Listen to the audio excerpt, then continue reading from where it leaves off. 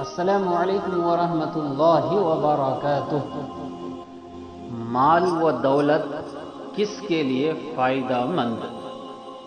حضرت عمرو بن عاص رضی اللہ عنہ سے رسول اللہ صلی اللہ علیہ وسلم نے فرمایا، میں چاہتا ہوں کہ آپ کو ایک لشکر کا سربراہ بنا کر بھیجوں، ساتھ ہی خوشخبری دیتے ہوئے فرمایا، اس مارکے میں آپ فتح یاب رہیں گے، مال غنیمت حاصل ہوگا اور آپ کو مال و دولت کا اچھا عطیہ ملے گا۔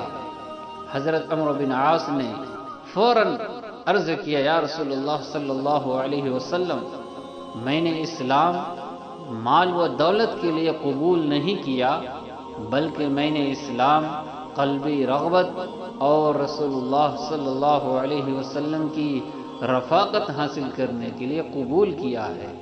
تو رسول اللہ صلی اللہ علیہ وسلم نے ارشاد فرمایا، اے عمرو، اللہ کے نیک بندے کے لیے صالح یعنی حلال و پاکیزہ مال و دولت اچھی چیز ہے۔ ہم اپنی آخرت بنانے کی فکر کریں، دوسروں کو عمل کی دعوت دیں گے تو عمل کی توفیق ہوگی، دوسروں پر تنقید نہ کریں، اپنی آخرت کی فکر کریں۔ اسی مقصد سے یہ چینل بنایا گیا ہے۔